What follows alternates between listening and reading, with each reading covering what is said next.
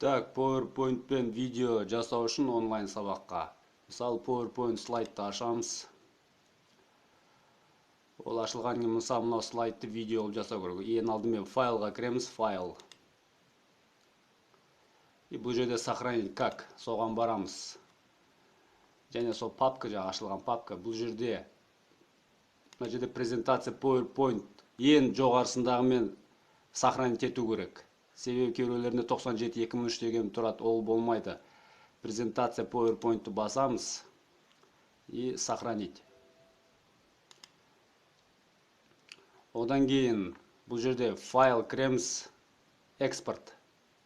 Экспортқа барамыз. Міне экспорт. Бұл жерде создать видеоға барамыз, создать видео. Мына жерде не использовать записанные речевое сопровождение деген басамыз. Бұл жерде записать речевое сопровождение басамыз. Және мынандай окошко шығады, начать запись дейміз.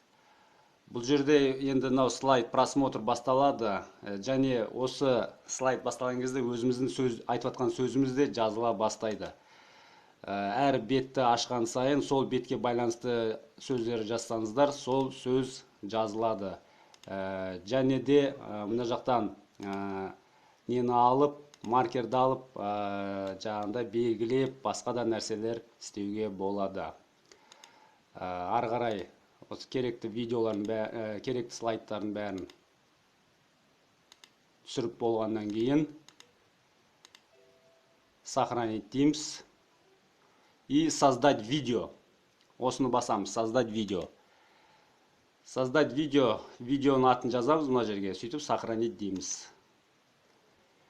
Мына жерде пайыздар жүріп отырады. Осы пайыздар толғаннан кейін папкіде, өзіміз жазған папкіде тұратын болады.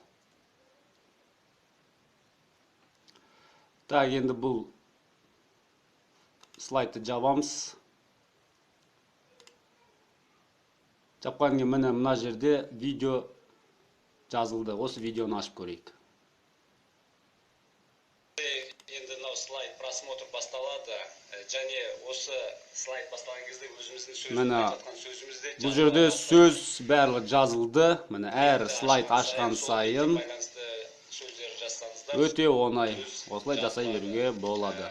Және де мына жақтан нені алып, маркерді алып, жаңағында белгілеп, басқа да нәрселер істеуге болады.